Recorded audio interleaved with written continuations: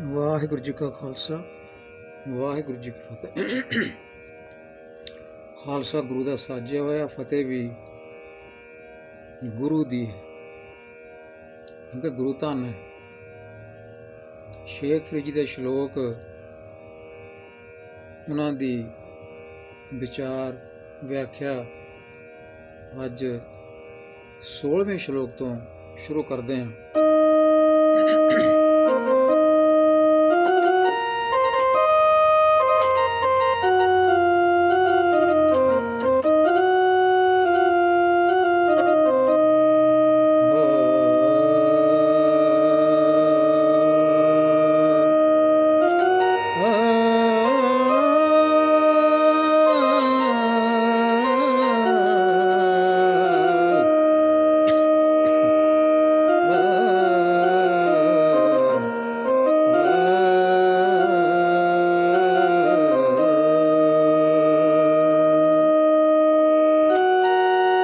फरीदा थी उपवाही दब जे साईं लोड़े सब एक छिजहि ब्याल ताड़ियां ता साईं दे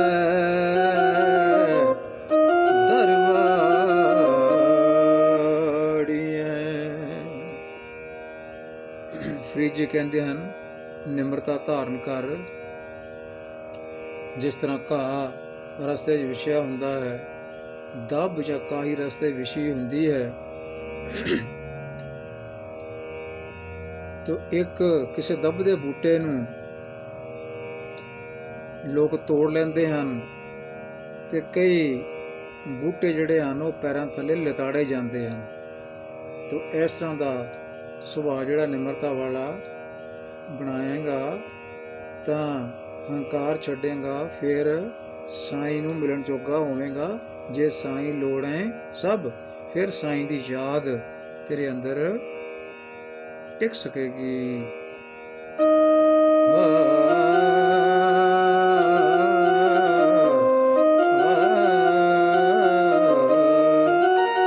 फरीदा खाकु न निंदिए खाकु जेड न को जीव दया पैरा तले मुया उपरे। ਫਰੀਦ ਜੀ ਕਹਿੰਦੇ ਨੇ, ਮਿੱਟੀ ਦੀ ਨਿੰਦਿਆ ਨਾ ਕਰ, ਭਾਵੇਂ ਉੱਡ ਉੱਡ ਕੇ ਅੰਗਾਂ ਨੂੰ ਲੱਗਦੀ ਹੈ, ਕੱਪੜੇ ਤੇ ਪੈਂਦੀ ਹੈ, ਸਭ ਕੁਝ ਹੁੰਦਾ ਹੈ। ਫਰੀਦਾ ਖਾਕ ਨਾ ਨਿੰਦੀ ਹੈ। ਕਿਉਂ? ਕਿਉਂਕਿ ਇਹ ਜਿਉਂਦਿਆਂ ਪੈਰਾਂ ਥੱਲੇ ਰਹਿੰਦੀ ਹੈ, ਪਰ ਜਦੋਂ ਬੰਦਾ ਮਰ ਜਾਂਦਾ ਹੈ ਤੇ ਇਹ ਬੰਦੇ ਦੇ ਉੱਪਰ ਆ ਜਾਂਦੀ ਹੈ ਤੇ ਬੰਦਾ ਨੀਵਾਂ ਕਰ ਦਿੰਦੀ ਹੈ।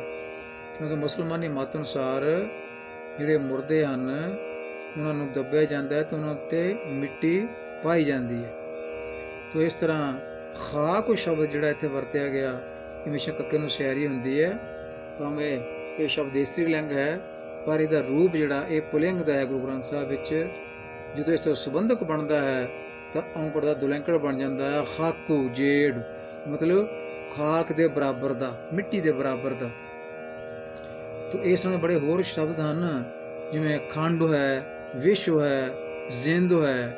ਤਾਂ ਇਹ ਹਮੇਸ਼ਾ ਭਾਵੇਂ ਇਸਤਰੀ ਲਿੰਗ ਹਨ ਪਰ ਔਂਕੜ ਸਮੇਤ ਆਉਂਦੇ ਹਨ, ਕਿਉਂਕਿ ਇਹਨਾਂ ਦਾ ਜਿਹੜਾ ਔਂਕੜ ਹੈ ਇਹ ਮੂਲਕ ਕਿਸਮ ਦਾ ਹੈ। ਸੋ ਗਰੀਬੀ ਦੀ ਗੱਲ ਕਰਦਿਆਂ ਫਰੀਦ ਜੀ ਨੇ ਇਹ ਸ਼ਲੋਕ ਉਚਾਰਨ ਕੀਤਾ ਸੀ। ਅਗਲਾ ਸ਼ਲੋਕ ਲੈਂਦੇ ਹਾਂ। ਫਰੀਦਾ ਜਾਂ ਲੱਭ ਤਾਨੇ ਹੋ ਕਿਆ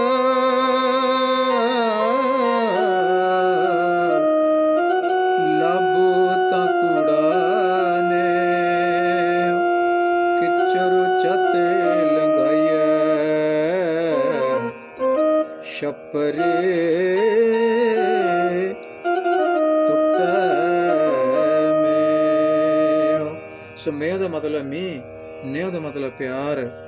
ਤੋ ਛੱਪਰ ਟੁੱਟਾ ਹੋਵੇ, ਪਰਿਵਾਰ ਅੰਦਰ ਬੈਠਾ ਹੋਵੇ, ਮੀਂਹ ਪੈ ਰਿਹਾ ਹੋਵੇ ਤਾਂ ਬਹੁਤਾ ਸਮਾਂ ਅੰਦਰ ਨਹੀਂ ਲੰਘਾਇਆ ਜਾ ਸਕਦਾ ਛੱਪਰ ਦੇ ਵਿੱਚ, ਕਿਉਂਕਿ ਪਾਣੀ ਜਿਹੜਾ ਉਹਦੇ ਵਿੱਚ ਦੀ ਡਿੱਗ ਰਿਹਾ ਅੰਦਰ ਜੀਆਂ ਉੱਤੇ।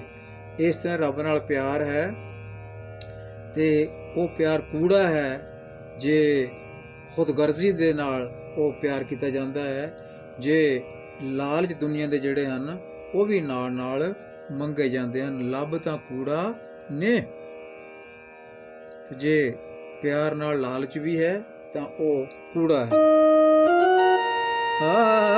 ਫਰੀਦਾ ਜੰਗਲ ਜੰਗਲ ਕਿਆ ਪਵੈ, ਕਿਆ ਪਵੈ,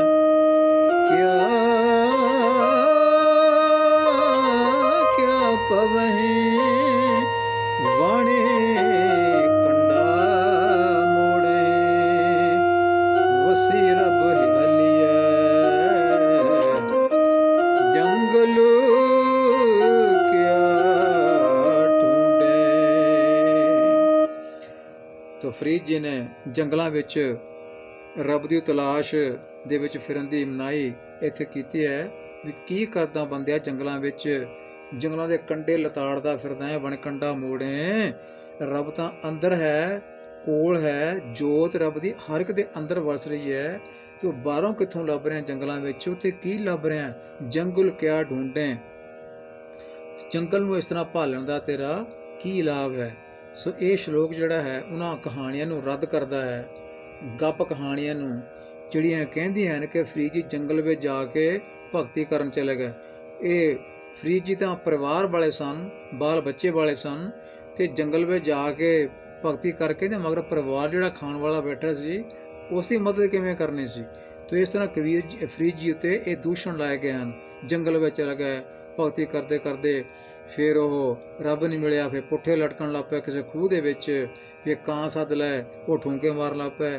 ਤੋ ਕਹਾਣੀਕਾਰਾਂ ਨੂੰ ਇਹ ਵੀ ਨਹੀਂ ਪਤਾ ਲੱਗਾ ਉਹ ਕਾਂ ਜਿਹੜੇ ਉੱਡਣ ਵਾਲੇ ਨਹੀਂ, ਇਹ ਕਾਂ ਜਿਹੜੀ ਜਿਹਨਾਂ ਕਾਵਾਂ ਦੀ ਗੱਲ ਕੀਤੀ ਇੱਥੇ ਫਰੀਦ ਜੀ ਨੇ, ਉਹ ਕਾਂ ਜਿਹੜੇ ਆ ਕਾਮ, ਕ੍ਰੋਧ, ਲੋਭ, ਮੋਹ, ਹੰਕਾਰ ਹੈ, ਜਿਹੜੇ ਸਰੀਰ ਨੂੰ ਖਾਣ ਵਾਲੇ ਆ। ਤੇ ਅੱਜ ਕੱਲ੍ਹ ਤਾਂ ਬੜਾ ਪੁੱਠਾ ਕੰਮ ਚੱਲ ਰਿਹਾ।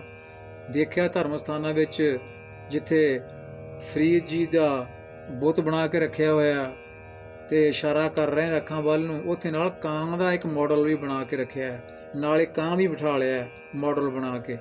ਤੋ ਇੰਨੀ ਅਗਿਆਨਤਾ, ਇਹ ਕਿਉਂ ਹੈ ਇੰਨੀ ਅਗਿਆਨਤਾ? ਕਿਉਂਕਿ ਬਾਣੀ ਨੂੰ ਅਰਥ ਵਿਚਾਰਾਂ ਦੇ ਨਾਲ ਸਮਝਣ ਤੋਂ ਬਿਨਾਂ ਇਹ ਅਗਿਆਨਤਾ ਹੈ। ਸੁਣੀਆਂ ਸੁਣੀਆਂ ਜਿਹੜੀਆਂ ਗੱਲਾਂ ਇੱਧਰੋਂ ਉੱਧਰੋਂ ਉਹਨਾਂ 'ਤੇ ਵਿਸ਼ਵਾਸ ਲੋਕ ਜ਼ਿਆਦਾ ਕਰਦੇ ਹਨ, ਪਰ ਜੋ ਗੁਰੂ ਗ੍ਰੰਥ ਸਾਹਿਬ ਵਿੱਚ ਲਿਖਿਆ ਹੈ ਇਹ ਤਾਂ ਪਿਆਰਿਓ ਤਾਂ ਹੀ ਪਤਾ ਲੱਗੇਗਾ ਜੇ ਅਸੀਂ ਬਾਣੀ ਦੇ ਨੇੜੇ ਜਾਵਾਂਗੇ।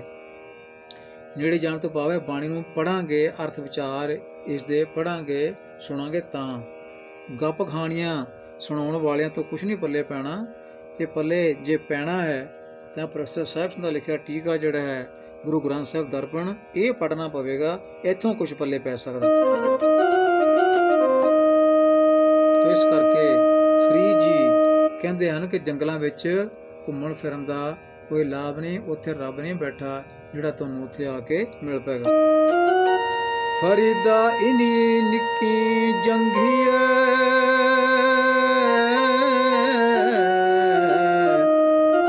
ਥਾਲ ਡੂੰਗਰ ਪਵਿਓ, ਅੱਜ ਫਰੀਦਾ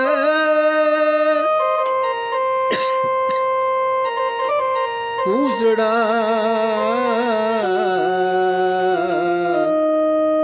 ਸੈ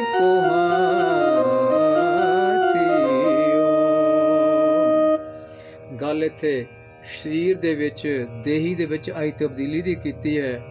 ਜਦੋਂ ਨਿੱਕੀਆਂ ਨਿੱਕੀਆਂ ਲੱਤਾਂ ਨਾਲ ਬੰਦਾ ਬਹੁਤ ਘੁੰਮਦਾ ਸੀ, ਥਲ ਡੂੰਗਰ ਭਵਿਓਮ, ਕਦੀ ਧਰਤੀ ਤੇ ਕਦੀ ਪਹਾੜਾਂ ਤੇ ਘੁੰਮ ਆਉਂਦਾ ਸੀ, ਪਰ ਹੁਣ ਉਹ ਗੱਲ ਨਹੀਂ ਹੈ। ਅੱਜ ਫਰੀਦਾ ਕੂਜ਼ੜਾ, ਕੂਜ਼ੜਾ ਫਾਰਸੀ ਸ਼ਬਦ ਹੈ, ਕੂਜ਼ਾ ਉੱਥੋਂ ਬਣਿਆ, ਕੂਜ਼ੜਾ ਮਨੇ ਛੋਟਾ ਜਿਹਾ ਲੋਟਾ, ਕੁੱਜਾ। ਅੱਜ ਤਾਂ ਲੋਟਾ ਸਰਾਣੇ ਪਿਆ ਹੈ, ਪਾਣੀ ਪਾ ਕੇ ਉਸ ਵਿੱਚ ਰੱਖਿਆ ਹੋਇਆ, ਤੇ ਘਰ ਦੇ ਵੀ ਕਹਿੰਦੇ ਹੋਣੇ ਕਿ ਬਾਪੂ ਜਦੋਂ ਕਿਤੇ ਲੋੜ ਪਊਗੀ ਕਿਸੇ ਨੂੰ, ਬਾਪੂ ਨੂੰ ਤਾਂ ਇਹ ਕਿਸੇ ਨੂੰ ਪੁੱਛੇਗਾ ਨਹੀਂ, ਲੋਟਾ ਚੁੱਕ ਕੇ ਪਾਣੀ ਪੀ ਲੇਗਾ। ਪਰ ਹੁਣ ਤਾਂ ਲੋਟਾ ਵੀ ਨੇੜੇ ਨਹੀਂ ਲੱਗਦਾ, ਭਾਵੇਂ ਕੋਲ ਹੀ ਪਿਆ ਮੰਜੇ ਦੇ 100 ਕੋਹਾਂ ਦੂਰ ਲੱਗ ਰਿਹਾ। ਜਿਹੜਾ ਕੋਹ ਹੈ ਇਹ ਮੀਲ ਨਾਲੋਂ ਵੀ ਵੱਡਾ ਹੁੰਦਾ ਹੈ, 100 ਕੋਹਾਂ ਥਿਉਂ, ਮਤਲਬ ਲੋਟਾ ਵੀ ਚੱਕਣ ਦੀ ਹਿੰਮਤ ਨਹੀਂ ਰਹਿ ਗਈ। ਸਰੀਰ ਵਿੱਚ ਇੰਨੀ ਤਬਦੀਲੀ ਆ ਚੁੱਕੀ ਹੈ। ਫਰੀਦ ਜੀ ਨੇ ਇਸ ਦਾ ਬਿਆਨ ਕੀਤਾ ਹੈ। ਫਰੀਦਾ ਰਾਤੀ ਵੱਡੀਆਂ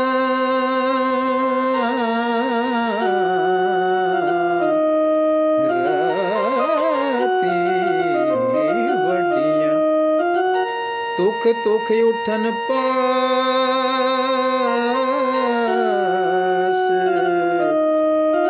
ਤੇ ਗੁਤਨਾ ਦਾ ਜੀਵਿਆ,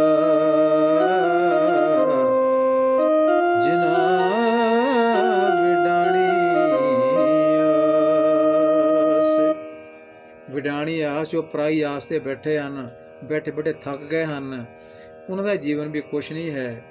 ਇਹ ਇਸ ਤਰ੍ਹਾਂ ਹੀ ਆ ਜਿਵੇਂ ਸਿਆਲ ਦੀਆਂ ਲੰਬੀਆਂ ਰਾਤਾਂ ਵਿੱਚ ਇੱਧਰ ਪਾਸੇ ਮਾਰ ਉੱਧਰ ਪਾਸੇ ਮਾਰ, ਧੁੱਖ ਤੇ ਉੱਠਣ ਪਾਸ, ਪਾਸ ਮਤਲਬ ਪਾਸੇ, ਇਹ ਧੁਖਣ ਲੱਗ ਪੈਂਦੇ ਹਨ, ਦੁਖਣ ਲੱਗ ਪੈਂਦੇ ਹਨ। ਤੋ ਇਸ ਤਰ੍ਹਾਂ ਜਿਹੜੇ ਦੂਜੀ ਆਸ ਤੇ ਬੈਠੇ ਹਨ, ਉਹਨਾਂ ਦਾ ਵੀ ਕੀ ਹਾਲ ਹੋਏਗਾ। ਉਹਨਾਂ ਨੂੰ ਵੀ ਦੁੱਖ ਦਾ ਸਾਹਮਣਾ ਕਰਨਾ ਪੈਂਦਾ, ਕਿਉਂਕਿ ਦੂਜਿਆਂ ਦੀ ਆਸ ਤੱਕਦੇ ਹਨ, ਪਰ ਦੂਜਿਆਂ ਦੀ ਤੋਂ ਆਸ ਪੂਰੀ ਨਹੀਂ ਹੁੰਦੀ। ਇਸ ਕਰਕੇ ਆਸ ਇੱਕੋ ਹੀ ਮਾਲਕ ਤੇ ਰੱਖਣੀ ਬਣਦੀ ਹੈ। ਫਰੀਦਾ ਜੇ ਮੈਂ ਹੁੰਦਾ ਵਾਰਿਆ,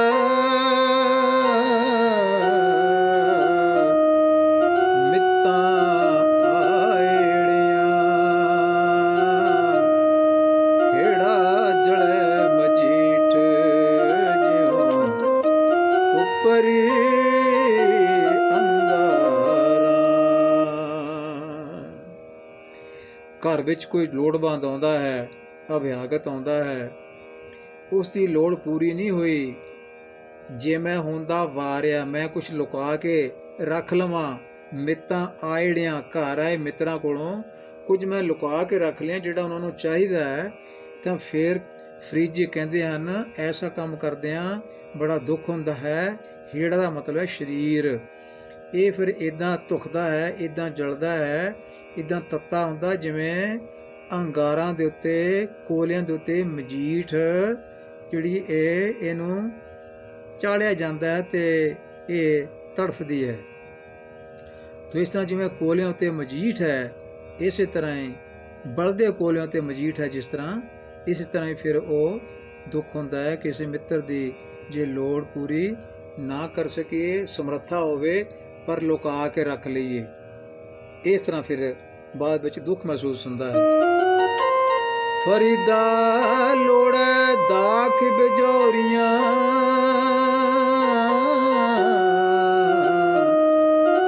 ਕਿੱਕਰੀ ਬੀਜੈ ਜੱਟ, ਹੰਢੈ ਉਹਨੂੰ ਕਤਾਇਂਦਾ, ਪੈਦਾ ਲੋੜੈ ਪਾਟੋ। ਸੋ ਪੜਤ ਭਾਵ ਰੇਸ਼ਮ ਉੱਨ ਕਤਾਉਂਦਾ ਫਿਰਦਾ ਹੈ, ਉਸ ਤੋਂ ਰੇਸ਼ਮ ਦੇ ਕੱਪੜੇ ਪਹਿਨਣੇ ਚਾਹੁੰਦਾ ਹੈ। ਕਿੱਕਰੀਆਂ ਬੀਜਦਾ ਹੈ, ਕਿੱਕਰਾਂ ਬੀਜਦਾ ਹੈ, ਤੁੱਕੇ ਖਿਲਾਰਦਾ ਹੈ, ਤੋਂ ਕਿੱਕਰਾਂ ਪੈਦਾ ਹੁੰਦੀਆਂ ਹਨ, ਅਤੇ ਚਾਹੁੰਦਾ ਕਿ ਇੱਥੋਂ ਬਜੌਰ ਦੇਸ਼ ਦੀਆਂ, ਜਿਹੜਾ ਪਠਾਣੀ ਇਲਾਕਾ ਹੈ ਬਜੌਰ, ਉਸ ਇਲਾਕੇ ਦੇ ਛੋਟੇ ਛੋਟੇ ਅੰਗੂਰ ਜਿਹੜੇ ਆ ਉਹ ਮੈਨੂੰ ਮਿਲ ਜਾਣ। ਫਰੀਦ ਜੀ ਕਹਿੰਦੇ ਹਨ ਐਸਾ ਨਹੀਂ ਹੋ ਸਕਦਾ। ਤੋ ਜਿਹਾ ਬੀਜੈ ਸੋ ਲੁਣੈ, ਕਰਮਾ ਸੰਦੜਾ ਖੇਤ। ਇਸੇ ਦੀ ਵਿਆਖਿਆ ਇਸ ਸ਼ਲੋਕ ਵਿੱਚ ਫਰੀਦ ਜੀ ਨੇ ਕੀਤੀ ਹੈ। ਫਰੀਦਾ ਗਲੀਏ ਚਿੱਕੜੂ, ਦੂਰ ਕਰ ਦੂਰ ਕਰ, ਦੂਰ ਕਰ, ਨਾਲ ਪਿਆਰੇ ਨੇ ਚੱਲਾਂ ਤਾਂ ਭਿੱਜੈ ਕੰਬਲੀ, ਰਹਾ ਤਾਂ ਟੁੱਟੈ ਨੇਹ।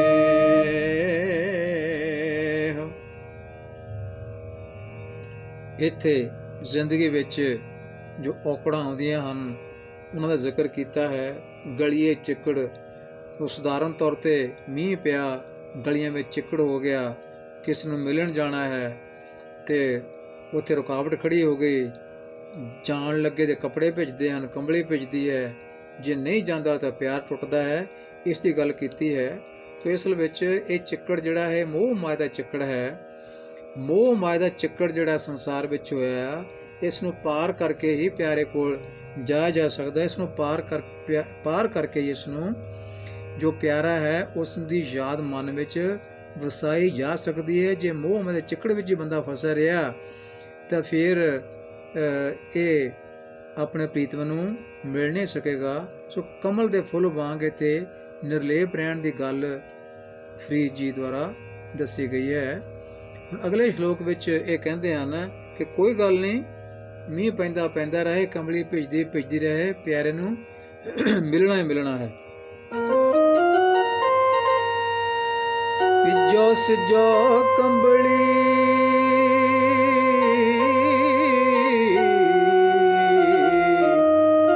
ਅੱਲਾਹ ਵਰਸਾ ਮੇਂ ਜਾਏ ਮਿਲਾ ਤਿਨਾ ਸੱਜਣਾ ਟੁੱਟੋ ਨਹੀਂ ਨੇ। ਸੋ ਮੇਹ ਦਾ ਮਤਲਬ ਮੀਂਹ, ਨੇ ਦਾ ਮਤਲਬ ਪਿਆਰ, ਅੱਗੇ ਵੀ ਆ ਚੁੱਕੇ ਸ਼ਬਦ ਇਹ। ਤੇ ਫਰੀਦ ਜੀ ਕਹਿੰਦੇ ਨੇ ਕੋਈ ਗੱਲ ਨਹੀਂ, ਕੰਬਲੀ ਭਿੱਜੇ ਕੱਪੜੇ ਭਿੱਜ ਜਾਣ, ਕੋਈ ਚੱਕਰ ਨਹੀਂ ਹੈ। ਤੇ ਰੱਬ ਜੇ ਮੀਂਹ ਪਾ ਰਿਹਾ ਹੈ ਤੇ ਮੀਂਹ ਪੈਂਦਾ ਰਹੇ ਤਾਂ ਕੋਈ ਚੱਕਰ ਨਹੀਂ ਹੈ, ਕੋਈ ਗੱਲ ਨਹੀਂ ਹੈ। ਤੋ ਇੱਥੇ ਮੀਂਹ ਦੇ ਵਿੱਚ ਰੁਕਾਵਟ ਨਹੀਂ ਪਾਈ ਫਰੀਦ ਜੀ ਨੇ ਵੀ ਮੀਂਹ ਬੰਦ ਹੋ ਜਾਏ, ਮੈਂ ਪਿਆਰੇ ਨੂੰ ਮਿਲਣਾ ਹੈ, ਐਸੀ ਗੱਲ ਕੋਈ ਨਹੀਂ। ਕੁਦਰਤ ਦੇ ਵਿੱਚ ਦਖਲ ਦੇਣਾ ਇਹ ਰੱਬੀ ਬੰਦਿਆਂ ਦਾ ਕੰਮ ਨਹੀਂ ਹੁੰਦਾ। ਤੋ ਇਸ ਕਰਕੇ ਕਹਿੰਦੇ ਮੀਂਹ ਵੀ ਪੈਂਦਾ ਰਹੇ, ਕੰਬਲੀ ਵੀ ਭਿੱਜਦੀ ਰਹੇ, ਜਾਏ ਮਿਲਾ ਤੈਨੂੰ ਸੱਜਣਾ ਟੁੱਟੋ ਨਾਹੀਂ ਨਿਉ। ਮੈਂ ਆਪਣੇ ਸੱਜਣ ਨੂੰ ਜਾ ਕੇ ਜ਼ਰੂਰ ਮਿਲ ਲਵਾਂ ਤਾਂ ਕਿ ਉਸ ਨਾਲ ਕੀਤਾ ਵਾਅਦਾ ਜਿਹੜਾ ਹੈ ਉਹ ਟੁੱਟ ਨਾ ਜਾਏ, ਪਿਆਰ ਵਿੱਚ ਕਿਤੇ ਗੰਢ ਨਾ ਪੈ ਜਾਏ। ਕਿਉਂਕਿ ਪਿਆਰ ਵਿੱਚ ਜਦੋਂ ਗੰਢ ਪੈਂਦੀ ਹੈ ਤਾਂ ਫਿਰ ਇਹ ਸਾਫ਼ ਨਹੀਂ ਰਹਿੰਦਾ, ਸਮੂਥ ਨਹੀਂ ਚੱਲਦਾ। ਤੇ ਪਿਆਰ ਟੁੱਟ ਜਾਏ ਤਾਂ ਫਿਰ ਜਿਵੇਂ ਧਾਗਾ ਟੁੱਟ ਜਾਂਦਾ ਹੈ, ਉਸ ਨੂੰ ਗੰਢ ਮਾਰ ਕੇ ਜੋੜਨਾ ਪੈਂਦਾ ਹੈ, ਤਾਂ ਗੰਢ ਰੜਕਦੀ ਰਹਿੰਦੀ ਹੈ। ਇਸ ਤਰ੍ਹਾਂ ਪਿਆਰ ਜਿਹੜਾ ਉਹਦੇ ਵਿੱਚ ਵੀ ਇਹੋ ਜਿਹੀ ਹਾਲਤ ਹੁੰਦੀ ਹੈ। ਅੱਗੇ ਫਰੀਦ ਜੀ ਕਹਿੰਦੇ ਹਨ, ਫਰੀਦਾ ਮੈਂ ਭੁਲਾਵਾ ਪੱਗ ਦਾ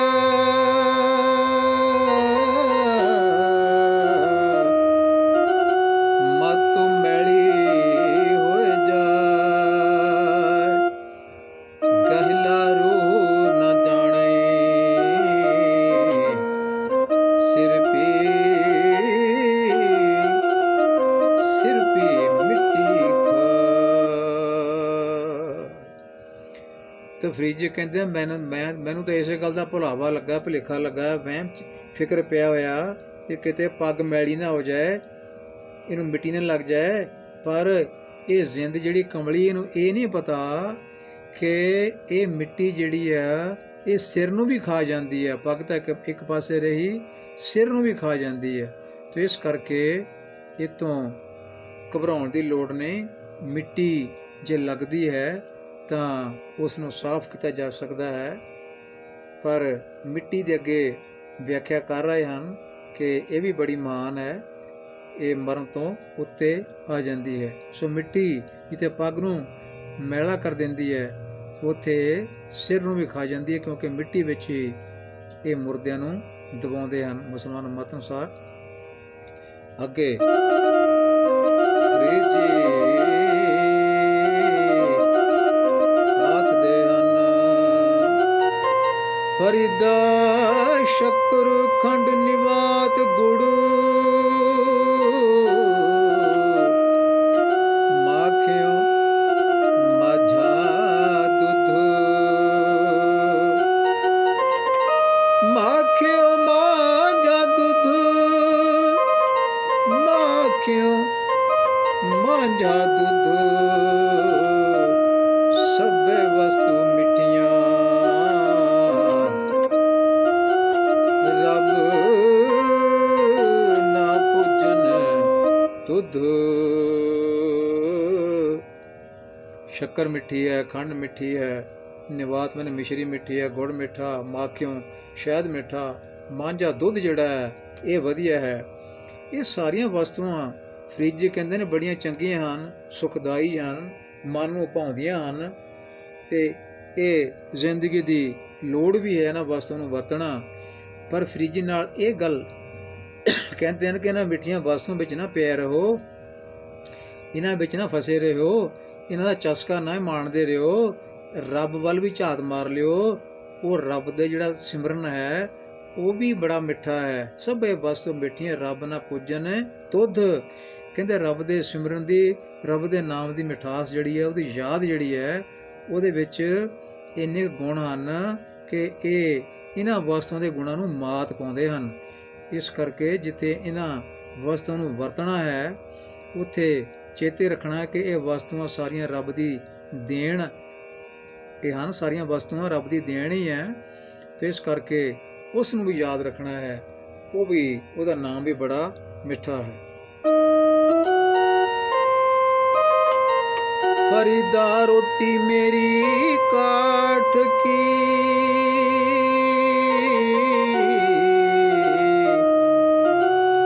ਲਾਵਣ ਮੇਰੀ ਭੁੱਖ, ਜਿਨਾ ਖਾਦੀ ਚੋਪੜੀ, ਕਣੇ ਸਹਿਣਗੇ ਦੁੱਖ। ਇੱਥੇ ਕਾਠ ਕੀ ਰੋਟੀ ਦੀ ਗੱਲ ਕੀਤੀ ਹੈ, ਤੇ ਇੱਥੋਂ ਵੀ ਕਹਾਣੀ ਕਈ ਸੱਜਣਾਂ ਨੇ ਬਣਾ ਲਈ, ਗੱਪ ਮਾਰ ਕਹਾਣੀ ਬਣਾ ਲਈ ਕਿ ਫਰੀਦ ਜੀ ਢਿੱਡ ਨਾਲ ਲੱਕੜ ਦੀ ਰੋਟੀ ਬੰਨ੍ਹ ਕੇ ਰੱਖਦੇ ਸਨ।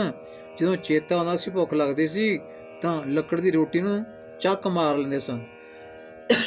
ਪਿਆਰਿਓ, ਕੋਈ ਲੱਕੜ ਦੀ ਰੋਟੀ ਨੂੰ ਚੱਕ ਮਾਰ ਕੇ ਕੋਈ ਭੁੱਖ ਲੈ ਜਾਣੀ ਹੈ?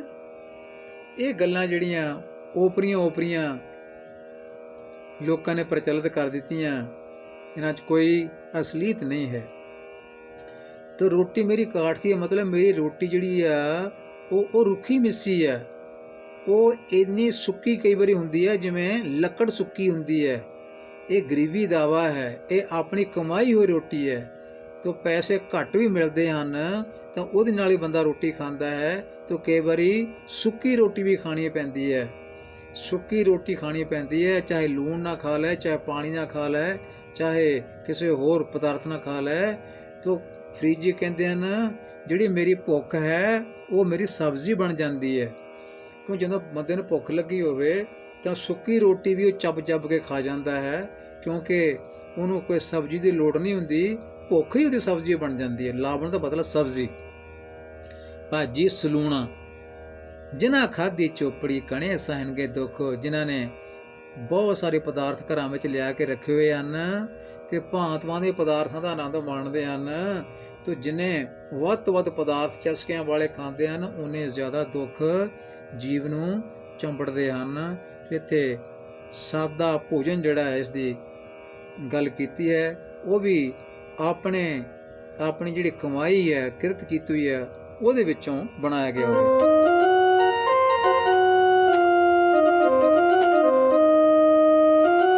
ਰੁੱਖੀ ਸੁੱਖੀ ਖਾਇ ਕੈ,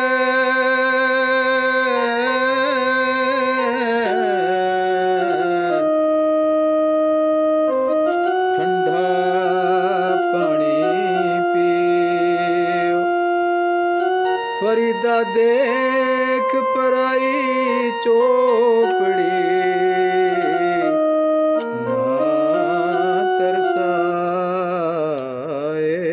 ਜੀ।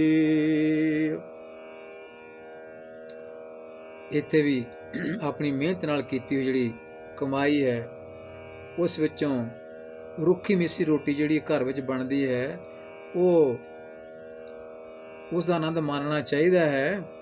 ਅਤੇ ਪਰਾਈ ਚੋਪੜੀ ਦੇਖ ਕੇ, ਦੂਜੇ ਘਰ ਵਿੱਚ ਭਾਂਤ ਭਾਂਤ ਦੇ ਖਾਣੇ ਬਣੇ ਹੋਏ ਦੇਖ ਕੇ ਜੀ ਜਿਹੜਾ ਹੈ ਉਹ ਲਲਚਾਉਣਾ ਨਹੀਂ ਚਾਹੀਦਾ, ਕਿਉਂਕਿ ਕਿਰਤ ਕਮਾਈ ਦੀ ਜਿਹੜੀ ਆਪਣੇ ਘਰ ਵਿੱਚ ਬਣੀ ਹੋਈ ਰੋਟੀ ਹੈ, ਇਸ ਵਰਗਾ ਆਨੰਦ ਨਹੀਂ ਹੈ। ਤੇ ਇੱਥੇ ਕਬੀਰ ਜੀ ਗਰੀਬੀ ਨੂੰ ਉਤਸ਼ਾਹਤ ਨਹੀਂ ਕਰ ਰਹੇ, ਇੱਥੇ ਆਪਣੀ ਕਿਰਤ ਕਮਾਈ ਨੂੰ ਉਤਸ਼ਾਹਤ ਕਰ ਰਹੇ ਹਨ। ਜੇ ਉਹਦੇ ਵਿੱਚ ਸਾਨੂੰ ਸੁੱਕੀ ਸੁੱਕੀ ਵੀ ਖਾਣੀ ਪੈਂਦੀ ਹੈ ਤੇ ਉਹ ਚੰਗੀ ਹੈ। ਤੇ ਗੁਆਂਢੀਆਂ ਘਰ ਬੜੇ ਬੜੇ ਪਕਵਾਨ ਪੱਕਦੇ ਹੋਣ ਤਾਂ ਜੀ ਲਲਚਾਉਣਾ ਨਹੀਂ ਚਾਹੀਦਾ।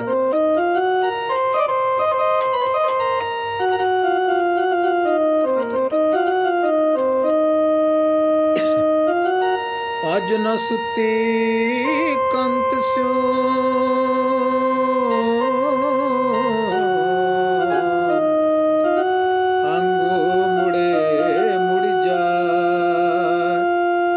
ਜਾਏ ਪੁੱਛੋ ਦੁਹਾਗਣੀ, ਤੁਮ ਕਿਉਂ ਰਹਿਣ ਵਿਹਾ।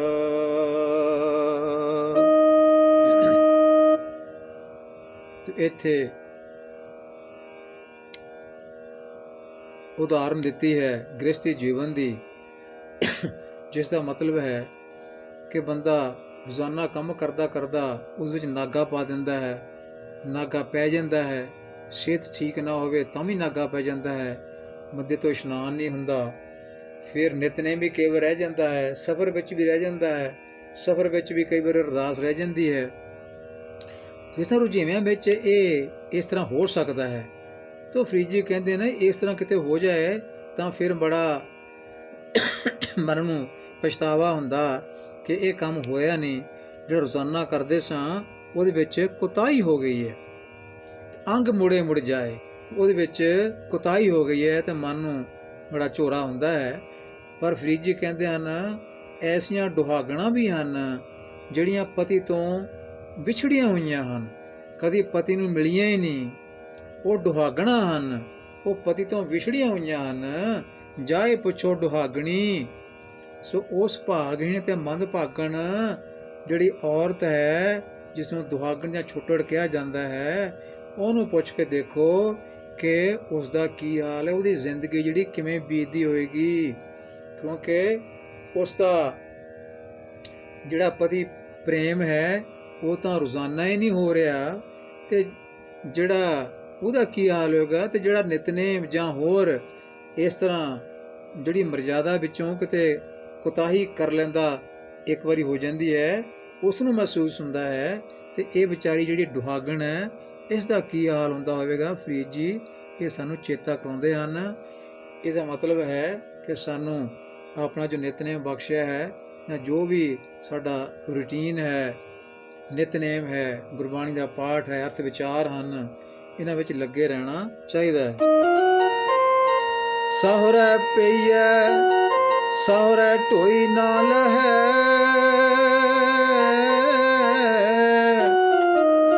ਪਈਐ ਨਹੀਂ ਤਾਂ। ਸਹੁਰੇ ਢੋਈ ਨਾ ਲਹੈ,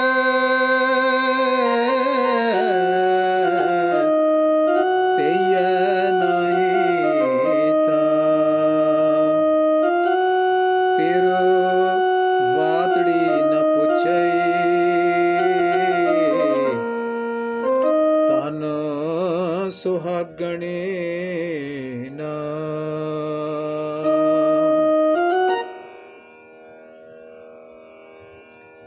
ਤਾਂ ਔਰਤ ਹੈ, ਉਸ ਨੂੰ ਭਾਵੇਂ ਸੁਹਾਗਣ ਕਹੋ, ਧਨ ਦਾ ਮਤਲਬ ਹੈ ਔਰਤ, ਇਸਤਰੀ, ਉਸ ਦਾ ਨਾਂ ਭਾਵੇਂ ਸੁਹਾਗਣ ਰੱਖ ਲਓ, ਪਰ ਉਸ ਦਾ ਮਾਲਕ ਜਿਹੜਾ ਹੈ, ਫਿਰ ਤਾਂ ਪਤੀ ਹੈ, ਉਹ ਤਾਂ ਉਸ ਦੀ ਬਾਤ ਨਹੀਂ ਪੁੱਛਦਾ। ਤੇ ਉਸ ਇਸਤਰੀ ਨੂੰ ਭਾਵੇਂ ਤੁਸੀਂ ਸੁਹਾਗਣ ਕਹੀ ਜਾਓ।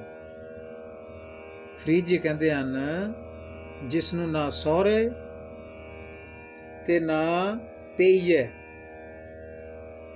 ਸਹੁਰੇ ਤੋਂ ਭਾਵ ਹੈ ਜਿਹੜਾ ਪਰਲੋਕ ਹੈ, ਪਈਏ ਤੋਂ ਭਾਵ ਹੈ ਜਿਹੜਾ ਆਲੋਕ ਹੈ। ਤੇ ਲੋਕ ਤੇ ਪਰਲੋਕ ਵਿੱਚ ਜਿਸ ਨੂੰ ਕੋਈ ਢੋਈ ਨਹੀਂ ਹੈ, ਜਿਸ ਨੂੰ ਕੋਈ ਸਪੋਰਟ ਨਹੀਂ ਹੈ, ਜਿਸ ਦੀ ਬਾਤ ਕੋਈ ਉਸ ਦਾ ਪਤੀ ਪਰਮਾਤਮਾ ਪੁੱਛਦਾ ਹੀ ਨਹੀਂ ਹੈ, ਨਾ ਇੱਥੇ ਤੇ ਨਾ ਅੱਗੇ ਕੋਈ ਆਸ ਹੈ ਕਿ ਉਸ ਦੀ ਬਾਤ ਕੋਈ ਪੁੱਛੀ ਜਾਏਗੀ। ਤਾਂ ਫਰੀਦ ਜੀ ਕਹਿੰਦੇ ਹਨ, ਇਸ ਨਾਲ ਜਦੋਂ ਮਾਲਕ ਬਾਤ ਨਹੀਂ ਪੁੱਛਦਾ ਤਾਂ ਔਰਤ ਦਾ ਨਾਲ ਸੁਹਾਗਣ ਰੱਖ ਲਓ ਤਾਂ ਵੀ ਕੀ ਫਰਕ ਪੈਂਦਾ ਹੈ। ਔਗਣ ਤਾਂ ਫਿਰ ਵੀ ਔਰਤ ਦੇ ਉੱਥੇ ਹਨ, ਕਿਉਂਕਿ ਫਿਰ ਉਸ ਦੀ ਬਾਤ ਨਹੀਂ ਪੁੱਛ ਰਿਹਾ। ਸੋ ਜਿਸ ਇਸਤਰੀ ਦੀ ਮਾੜੀ ਜਿਹੀ ਬਾਤ ਵੀ ਪਤੀ ਨਹੀਂ ਪੁੱਛਦਾ, ਉਹ ਆਪਣਾ ਨਾਮ ਬੇਸ਼ੱਕ ਸੁਹਾਗਣ ਵੀ ਰੱਖੇ, ਪਰ ਉਸ ਨੂੰ ਨਾ ਸਹੁਰੇ ਘਰ ਵਿੱਚ ਨਾ ਪੇਕੇ ਘਰ ਵਿੱਚ ਕੋਈ ਸਪੋਰਟ ਮਿਲਦੀ, ਕੋਈ ਆਸਰਾ ਮਿਲਦਾ ਹੈ। ਇਹਦਾ ਮਤਲਬ ਹੋਇਆ ਕਿ ਜੀ ਰੱਬ ਦੀ ਯਾਦ ਜੇ ਖੁੰਝ ਜਾਈਏ, ਰੱਬ ਦੀ ਯਾਦ ਜੇ ਵਿਸਰ ਜਾਏ, ਉਸ ਦਾ ਸ਼ੁਕਰਾਨਾ ਵਿਸਰ ਜਾਏ, ਜੋ ਦਾਤਾਂ ਅਸੀਂ ਵਰਤ ਰਹੇ ਉਸ ਦੀਆਂ, ਤਾਂ ਫਿਰ ਇਸ ਜੀਵ ਨੂੰ ਲੋਕ ਪਰਲੋਕ ਦੋਵੇਂ ਥਾਈਂ ਖੁਆਰੀ ਦਾ ਸਾਹਮਣਾ ਕਰਨਾ ਪੈਂਦਾ ਹੈ। ਸੋ ਬਾਹਰੋਂ ਭਾਵਾਂ ਬੰਦਾ ਬੰਦਗੀ ਵਾਲਾ ਫਕੀਰੀ ਵਾਲਾ ਲਿਬਾਸ ਪਾਈ ਰੱਖੇ, ਪਤਾ ਲੱਗੇ ਵੀ ਇਹ ਬਹੁਤ ਵੱਡਾ ਸਾਧ ਹੈ, ਬਹੁਤ ਵੱਡਾ ਸੰਤ ਹੈ, ਬਹੁਤ ਵੱਡਾ ਬਾਬਾ ਹੈ, ਇਹ ਸਾਰਾ ਕੁਝ ਬਣਾਈ ਰੱਖੇ, ਬਾਹਰੋਂ ਬੰਦਗੀ ਵਾਲਾ ਭੇਸ ਬਣਾਈ ਰੱਖੇ, ਪਰ ਯਾਦ ਤੋਂ ਖੁੰਝਿਆ ਨਾ ਲੋਕ ਵਿੱਚ ਸੁੱਖ ਹੈ ਤੇ ਨਾ ਪਰਲੋਕ ਵਿੱਚ ਸੁੱਖ ਹੈ। ਸਾਹੁਰਾ ਪਈਐ ਕੰਤ ਕੀ,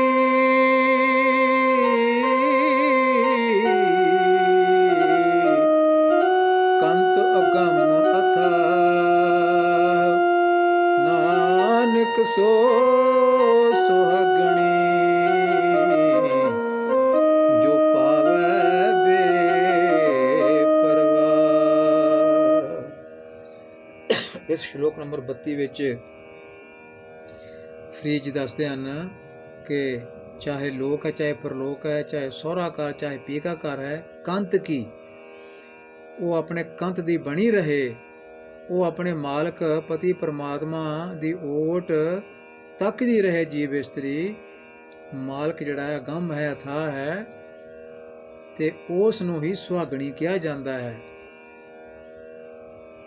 ਜੋ ਭਾਵੈ ਬੇਪਰਵਾਹ, ਜੋ ਮਾਲਕ ਨੂੰ ਭਾ ਜਾਏ ਤੋ ਬਣੀ ਰਹੇ ਆਪਣੇ ਪਤੀ ਰੂਪ ਪਰਮਾਤਮਾ ਦੀ, ਚਾਹੇ ਸਹੁਰਾ ਘਰ ਹੈ ਚਾਹੇ ਕਿਤੇ ਵੀ ਹੈ।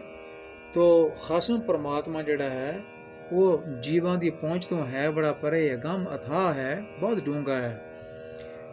ਤੋ ਇਤਨਾ ਡੂੰਘਾ ਹੈ, ਇਤਨਾ ਡੂੰਘੇ ਜਿਗਰੇ ਵਾਲਾ ਵੀ ਹੈ ਕਿ ਭੁੱਲਣਾ ਉੱਤੇ ਉਹ ਗੁੱਸਾ ਵੀ ਨਹੀਂ ਕਰਦਾ। ਤੋ ਸੁਹਾਗਣ ਜਿਹੜੀ ਜੀਵ ਇਸਤਰੀ ਹੈ ਉਹ ਹੀ ਹੈ ਜੋ ਬੇਪਰਵਾਹ ਨੂੰ ਪਿਆਰੀ ਲੱਗਦੀ ਹੈ। ਤੋ ਉਹ ਫਿਰ ਇਸ ਲੋਕ ਵਿੱਚ ਵੀ ਤੇ ਪਰਲੋਕ ਵਿੱਚ ਵੀ ਆਪਣੇ ਮਾਲਕ ਦੀ ਬਣ ਕੇ ਹੀ ਗੁਜ਼ਾਰਾ ਕਰਦੀ ਹੈ, ਬਣ ਕੇ ਹੀ ਰਹਿੰਦੀ ਹੈ। ਨਾਤੀ ਤੋਤੀ ਸੰਬਹੀ, ਨਾਤੀ ਤੋਤੀ ਸੰਬਹੀ,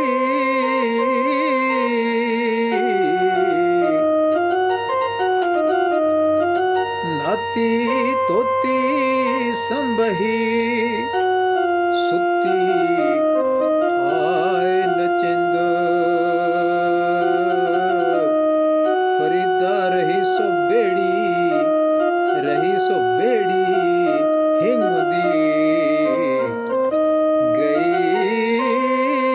ਕਥੂਰੀ ਗੰਧ। ਨਹਾ ਵੀ ਲਿਆ, ਧੋ ਲਿਆ, ਸ਼ਿੰਗਾਰ ਲਿਆ ਸਰੀਰ ਨੂੰ, ਸੰਭੀ ਮਨੇ ਸਜ ਵੀ ਗਈ, ਤੇ ਪਰ ਹੋਇਆ ਕਿ ਇਹ ਸਾਰਾ ਕੁਝ ਹਾਰ ਸ਼ਿੰਗਾਰ ਕਰਕੇ ਨਹਾ ਧੋ ਕੇ ਨੀਂਦ ਆ ਗਈ। ਸੁੱਤੀ ਆਏ ਨਚਿੰਦ, ਬੇਫਿਕਰ ਹੋ ਕੇ ਸੌਂ ਵੀ ਗਈ, ਮਾਲਕ ਦੀ ਬਾਤ ਨਹੀਂ ਪੁੱਛੀ। ਫਰੀਦਾ ਇਸ ਹਾਲਤ ਵਿੱਚ ਕੀ ਹੋਇਆ? ਫਿਰ ਰਹੀ ਸੋ ਬੇੜੀ, ਇਹਨੂੰ ਬੇੜੀ ਨਹੀਂ ਪੜਨਾ, ਇਹਨੂੰ ਪੜਨਾ ਬੇੜੀ। ਜਿੱਦਾਂ ਰਾੜੇ ਪੈਰ ਛਾ ਹੁੰਦਾ ਇਸ ਤਰ੍ਹਾਂ ਪੜਨਾ। ਬੇੜੀ ਹੁੰਦੀ ਹੈ ਬੋਟ, ਬੇੜੀ ਹੁੰਦੀ ਹੈ ਲਿਬੜੀ ਹੋਈ, ਬੇੜੀ ਲਿਬੜੀ ਹੋਈ। ਤੋ ਫਰੀਦ ਜੀ ਕਹਿੰਦੇ ਹਨ ਰਹੀ ਸੋ ਬੇੜੀ ਹਿੰਗ ਦੀ। ਤੋ ਜਿਹੜੀ ਹਿੰਗ ਹੈ ਇਹਦੇ ਵਿੱਚੋਂ ਬੋ ਵੀ ਆਉਂਦੀ ਹੈ, ਭਾਵੇਂ ਇਸ ਦੇ ਵਿੱਚ ਬੜੇ ਗੁਣ ਵੀ ਹਨ ਪਰ ਬੋ ਵੀ ਹੈ। ਤੋ ਫਰੀਦ ਜੀ ਕਹਿੰਦੇ ਹਨ, ਰਹੀ ਸੋ ਬੇੜੀ ਹਿੰਗ ਦੀ, ਉਥੋਂ ਬੋ ਹੀ ਆਉਂਦੀ ਰਹੀ ਇਸਤਰੀ ਤੋਂ, ਕਿਉਂਕਿ ਉਹ ਤਾਂ ਪਤੀ ਦੀ ਪਰਮੇਸ਼ਰ ਦੀ ਉਹਨੇ ਬਾਤ ਹੀ ਨਹੀਂ ਪੁੱਛੀ, ਨਹਾ ਧੋ ਲਿਆ, ਸ਼ਿੰਗਾਰ ਕਰ ਲਿਆ ਤੇ ਬੇਫਿਕਰ ਹੋ ਕੇ ਆਪ ਹੀ ਸੌਂ ਗਈ। ਤੋ ਫਰੀਦ ਜੀ ਕਹਿੰਦੇ ਹਨ, ਉਹ ਤਾਂ ਜਿਵੇਂ ਹਿੰਗ ਨਾਲ ਬੇੜੀ ਹੋਈ ਹੋਵੇ, ਲਿਬੜੀ ਹੋਈ ਹੋਵੇ, ਉਹ ਇਸ ਤਰ੍ਹਾਂ ਦੀ ਬਣ ਗਈ ਹੈ। ਰਹੀ ਕਥੂਰੀ ਗੰਧ, ਕਥੂਰੀ ਮੈਨੇ ਕਸਤੂਰੀ, ਤੋ ਜਿਹੜੀਆਂ ਖੁਸ਼ਬੂਦਾਰ ਵਸਤੂਆਂ ਲਾਈਆਂ ਹੋਈਆਂ ਸਨ ਉਹ ਤਾਂ ਖਤਮ ਹੋ ਗਈਆਂ, ਚਲੇ ਗਈਆਂ, ਪਰ ਹਿੰਗ ਦੀ ਜਿਹੜੀ ਬੋ ਹੈ ਉਹ ਨਹੀਂ ਗਈ, ਕਿਉਂਕਿ ਹੰਕਾਰ ਨਹੀਂ ਗਿਆ। ਤੋ ਬਾਹਰਲੇ ਧਾਰਮਿਕ ਸਾਧਨ ਜਿਹੜੇ ਆ ਉਹ ਜੇ ਕਰ ਲੈ ਜਾਣ ਤੇ ਪ੍ਰਾਣੀ ਸਿਮਰਨ ਵੱਲੋਂ ਖੁੰਝਾ ਰਹੇ, ਯਾਦ ਆਪਣੇ ਮਾਲਕ ਦੀ ਉਹਦੇ ਮਨ ਵਿੱਚ ਹੋਵੇ ਹੀ ਨਾ, ਤਾਂ ਫਿਰ ਕੀ ਹੁੰਦਾ, ਜਿਹੜੇ ਭਲੇ ਗੁਣ ਹੁੰਦੇ ਹਨ ਉਹ ਵੀ ਦੂਰ ਹੋ ਜਾਂਦੇ ਹਨ ਤੇ ਪੱਲੇ ਫਿਰ ਹਿੰਗ ਵਾਂਗੂ ਔਗੁਣ ਹੀ ਰਹਿ ਜਾਂਦੇ ਹਨ। ਮਾਲਕ ਬਾਤ ਨਹੀਂ ਪੁੱਛਦਾ, ਕਿਉਂਕਿ ਜੀਵ ਇਸਤਰੀ ਮਾਲਕ ਦੀ ਬਾਤ ਨਹੀਂ ਪੁੱਛਦੀ। ਜੋਬਨ ਜਾਂਦੇ ਨਾ ਡਰਾਂ,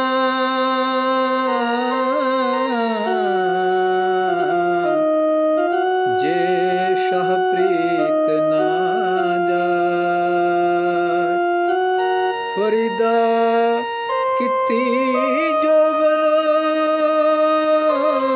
ਪ੍ਰੀਤ ਬਿਨ, ਕੀਤੀ ਜੋਬਨ ਪ੍ਰੀਤ ਬਿਨ, ਸੁੱਕ ਗਏ ਕੁਮਲਾ। ਮੇਰੀ ਮਾਲਕ ਨਾਲੋਂ ਜੇ ਪ੍ਰੀਤ ਨਾ ਟੁੱਟੇ ਤਾਂ ਚੰਗੀ ਗੱਲ ਹੈ। ਇਸ ਤਰ੍ਹਾਂ ਪ੍ਰੀਤ ਨੂੰ ਨਿਭਾਉਂਦਿਆਂ ਭਾਵੇਂ ਜੋਬਨ ਵੀ ਚਲਾ ਜਾਏ, ਜਵਾਨੀ ਵੀ ਗੁਜ਼ਰ ਜਾਏ, ਮੈਨੂੰ ਇਸ ਦਾ ਡਰ ਨਹੀਂ ਹੈ, ਪਰ ਮੇਰੀ ਪ੍ਰੀਤ ਜਿਹੜੀ ਹੈ ਇਹ ਪ੍ਰਭੂ ਪਤੀ ਪਰਮੇਸ਼ਰ ਨਾਲ ਟੁੱਟੇ ਨਾ। ਕਿਉਂ? ਕਿਉਂਕਿ ਕਿੰਨੇ ਹੀ ਜੋਬਨ ਦੇਖੇ ਹਨ, ਕਿੱਤੀ ਜੋਬਨ। ਸੋ ਤੱਤੇ ਨੂੰ ਵਿਆਰੀ ਜਿਹੜੀ ਹੈ ਇਹਦੇ ਪਹਿਲਾਂ ਬਿੰਦੀ ਪਈ ਹੋਈ ਹੈ। ਇਹ ਪੁਰਾਣੀ ਲਿਖਾਈ ਦਾ ਇਹ ਸਿਸਟਮ ਹੈ। ਅੱਜ ਕੱਲ੍ਹ ਅਸੀਂ ਬਿੰਦੀ ਜਿਹੜੀ ਹੈ ਬਿਹਾਰੀ ਦੇ ਅਗਾਂਹ 'ਚ ਪਾਉਂਦੇ ਹਾਂ, ਬਾਅਦ 'ਚ ਪਾਉਂਦੇ ਹਾਂ। ਇੱਥੇ ਬਿੰਦੀ ਪਹਿਲਾਂ ਹੈ, ਬਿਹਾਰੀ ਬਾਅਦ 'ਚ ਹੈ। ਕਿੱਤੀ ਮੈਨੇ ਕਿੰਨੇ ਹੀ ਬਹੁਤ ਸਾਰੇ ਜੋਬਨ ਦੇਖੇ ਹਨ, ਜਿਹੜੇ ਆਪਣੇ ਜੋਬਨ ਕਾਰਨ ਪ੍ਰੀਤ ਨਹੀਂ ਕਰ ਸਕੇ ਆਪਣੇ ਪਤੀ ਪਰਮੇਸ਼ਰ ਨਾਲ। ਉਹਨਾਂ ਨੂੰ ਸੁੱਕਦਿਆਂ ਦੇਖਿਆ, ਉਹਨਾਂ ਨੂੰ ਕੁਮਲਾਉਂਦਿਆਂ ਦੇਖਿਆ। ਭਾਵ ਜੇ ਪਤੀ ਪਰਮੇਸ਼ਰ ਨਾਲ ਪਿਆਰ ਨਹੀਂ ਜੁੜਿਆ, ਪ੍ਰਭੂ ਚਰਨਾਂ ਵਿੱਚ ਪਿਆਰ ਨਹੀਂ ਜੁੜਿਆ, ਪ੍ਰਭੂ ਦੀ ਬਾਣੀ ਜਿਹੜੀ ਹੈ, ਪ੍ਰਭੂ ਚਰਨਾਂ 'ਚ ਪਿਆਰ ਹੈ ਕੀ ਅਸਲ 'ਚ? ਪ੍ਰਭੂ ਚਰਨਾਂ ਨਾਲ ਪਿਆਰ ਜਿਹੜਾ ਹੈ ਉਹ ਗੁਰਬਾਣੀ ਨਾਲ ਪਿਆਰ ਹੈ। ਕਿਉਂ? ਗੁਰਬਾਣੀ ਵਿੱਚ ਪ੍ਰਭੂ ਦੀਆਂ ਗੱਲਾਂ ਹਨ, ਗੁਰਬਾਣੀ ਵਿੱਚ ਗੁਰੂ ਦੀਆਂ ਗੱਲਾਂ ਹਨ, ਗੁਰੂ ਪਰਮੇਸ਼ਰ ਦੀ ਸਿਫਤ ਸਲਾਹ ਹੈ। ਤੋ ਗੁਰਬਾਣੀ ਨੂੰ ਪੜ੍ਹਨਾ, ਵਿਚਾਰਨਾ, ਗੁਰਬਾਣੀ ਦਾ ਜਾਪ ਕਰਨਾ, ਗੁਰਬਾਣੀ ਦਾ ਕਥਾ ਕੀਰਤਨ ਇਹ ਕਰਨਾ, ਸ਼ਰਵਣ ਕਰਨਾ, ਇਹ ਰੱਬ ਦੇ ਚਰਨਾਂ ਵਿੱਚ ਜੁੜਨਾ ਹੀ ਹੈ, ਇਹ ਗੁਰੂ ਦੇ ਚਰਨਾਂ ਵਿੱਚ ਜੁੜਨਾ ਹੀ ਹੈ। ਤੋ ਜਿਹੜੇ ਇਸ ਤਰ੍ਹਾਂ ਨਹੀਂ ਕਰ ਸਕੇ, ਜਵਾਨੀਆਂ ਐਵੇਂ ਚਲੇ ਗਈਆਂ, ਜੋਬਨ ਐਵੇਂ ਗੁਜ਼ਰ ਗਿਆ, ਤੇ ਫਰੀਦ ਜੀ ਇੱਥੇ ਉਹਨਾਂ ਦੀ ਗੱਲ ਕਰ ਰਹੇ ਹਨ ਵੀ ਐਸੀਆਂ ਜਵਾਨੀਆਂ ਕਿੰਨੀਆਂ ਦੇਖੀਆਂ ਜਿਹੜੀਆਂ ਪਤੀ ਪਰਮੇਸ਼ਰ ਦੇ ਪਿਆਰ ਤੋਂ ਬਿਨਾਂ ਹੀ ਗੁਜ਼ਰ ਗਈਆਂ। ਤੋ ਫਰੀਦ ਜੀ ਕਹਿੰਦੇ ਨੇ ਮੇਰੀ ਜਵਾਨੀ ਭਾਵੇਂ ਚਲੇ ਜਾਏ, ਮੈਨੂੰ ਡਰ ਨਹੀਂ ਹੈ, ਪਰ ਮੇਰੀ ਪ੍ਰੀਤ ਜਿਹੜੀ ਮੇਰੇ ਮਾਲਕ ਨਾਲੋਂ ਉਹ ਕਿਸੇ ਤਰ੍ਹਾਂ ਵੀ ਗੁਆਚੇ ਨਾ ਜਾਵੇ ਨਾ। ਫਰੀਦਾ ਚਿੰਤ ਖਟੋਲਾ,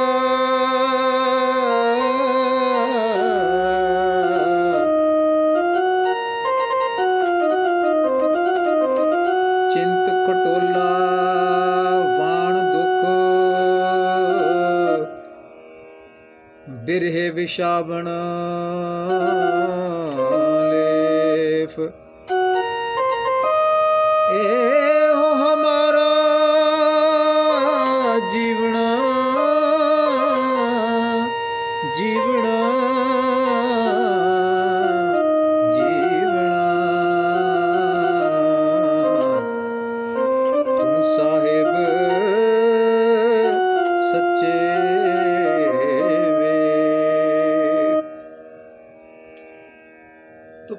ਯਾਦ, ਰੱਬ ਦੀ ਯਾਦ ਨੂੰ ਭੁਲਾ ਕੇ ਉਸ ਦੇ ਪਿਆਰ ਨੂੰ ਤਲਾਂਜਲੀ ਦੇ ਕੇ ਕਿਹੋ ਜਿਹੀ ਹਾਲਤ ਬਣਦੀ ਹੈ। ਚਿੰਤ ਖਟੋਲਾ, ਚਿੰਤਾ ਜਿਹੜੀ ਹੈ ਉਹ ਨਿੱਕੀ ਜਿਹੀ ਮੰਜੀ ਬਣੀ ਪਈ ਹੈ। ਵਾਣ ਦੁੱਖ, ਜਿਹੜਾ ਮੰਜੀ ਨੂੰ ਬੁਣਨ ਵਾਸਤੇ ਵਾਣ ਵਰਤਿਆ ਗਿਆ ਹੈ ਉਹ ਹੁਣ ਦੁੱਖ ਬਣ ਗਿਆ ਹੈ। ਵਾਣ ਦੁੱਖ, ਬਿਰਹੇ ਵਿਛਾਵਣ ਲੇਫ, ਮੰਜੀ ਉੱਪਰ ਜਿਹੜੀ ਤੁਲਾਈ ਦਾ ਲੇਫ ਹੈ ਨਾ, ਉਹ ਕੀ ਹੈ? ਇਹ ਵਿਛੋੜੇ ਦਾ ਕਾਰਨ ਹੈ। ਵਿਛੋੜੇ ਦੇ ਕਾਰਨ ਦੁੱਖ ਦੀ ਤੁਲਾਈ ਤੇ ਲੇਫ ਹੈ। ਬਿਰਹੇ ਵਿਛਾਵਣ ਲੇਫ, ਅਤੇ ਵਿਛੋੜੇ ਦੇ ਕਾਰਨ ਕੀ ਹੈ? ਇਹ ਤੁਲਾਈ ਤੇ ਲੇਫ ਜਿਹੜਾ ਇਹ ਦੁੱਖਾਂ ਦਾ ਸਾਧਨ ਬਣਿਆ ਹੈ। ਦੁੱਖ ਹੀ ਲੱਗਦੇ ਹਨ। ਹੇ ਸੱਚੇ ਪ੍ਰਭੂ ਮਾਲਕ, ਇਹੋ ਹਮਾਰਾ ਜੀਵਣਾ। ਤੈਥੋਂ ਵਿਛੜ ਕੇ, ਪ੍ਰਭੂ ਦੀ ਯਾਦ ਤੋਂ ਖੁੰਝ ਕੇ, ਪ੍ਰਭੂ ਪਿਆਰੇ ਦਾ ਪਿਆਰ ਛੱਡ ਕੇ ਇਹ ਜ਼ਿੰਦ ਜਿਹੜੀ ਹੈ ਇਹਦਾ ਇਸ ਤਰ੍ਹਾਂ ਦਾ ਹਾਲ ਬਣ ਜਾਂਦਾ ਹੈ ਜਿਸ ਤਰ੍ਹਾਂ ਫਰੀਦ ਜੀ ਨੇ ਇੱਥੇ ਬਿਆਨ ਕੀਤਾ ਹੈ। ਬਿਰਹਾ ਬਿਰਹਾ ਆਖੀਐ,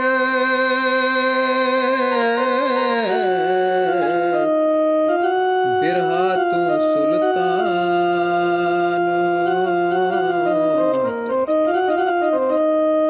ਫਰੀਦਾ ਜਿਤ ਤਨ ਬਿਰਹੋ ਨ ਉਪਜੈ, ਸੋ ਤਨ ਜਾਣ ਮਸਾਨ।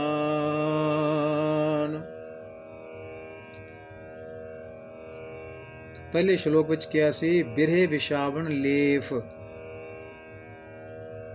ਵਿਛੋੜੇ ਦੇ ਕਾਰਨ, ਪ੍ਰਭੂ ਤੋਂ ਵਿਛੋੜੇ ਦੇ ਕਾਰਨ ਦੁੱਖਾਂ ਦੀ ਤੁਲਾਈ ਅਤੇ ਲੇਫ ਹਨ। ਇੱਥੇ ਹੁਣ ਕਹਿੰਦੇ ਹਨ ਕਿ ਬਿਰਹਾ ਜਿਹੜਾ ਇਹ ਬੜਾ ਸਟਰੋਂਗ ਹੈ। ਇਹ ਜਿਹੜਾ ਬਿਰਹਾ ਹੈ ਇਹ ਤਾਂ ਸੁਲਤਾਨ ਹੈ, ਇਹਨੂੰ ਨਮਸਕਾਰ ਕਰਨੀ ਚਾਹੀਦੀ ਹੈ।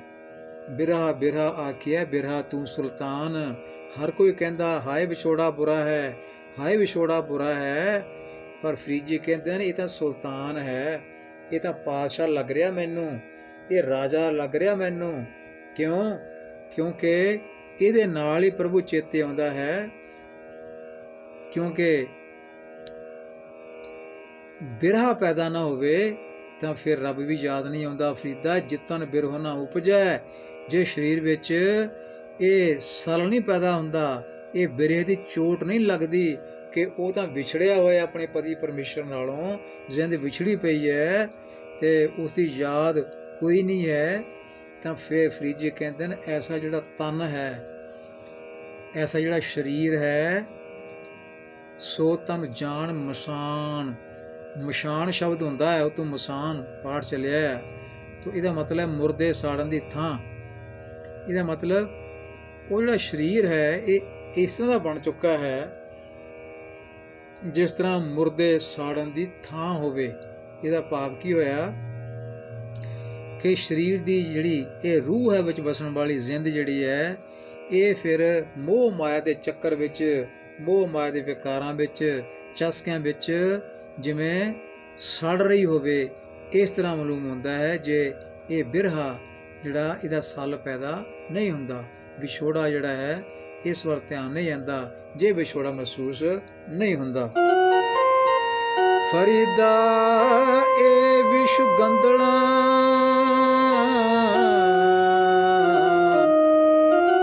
ਤਰੀਆਂ ਖੰਡ ਲਿਵਾੜੇ, ਇੱਕ ਰਾਹੇ ਦੇ ਰਹਿ ਗਏ,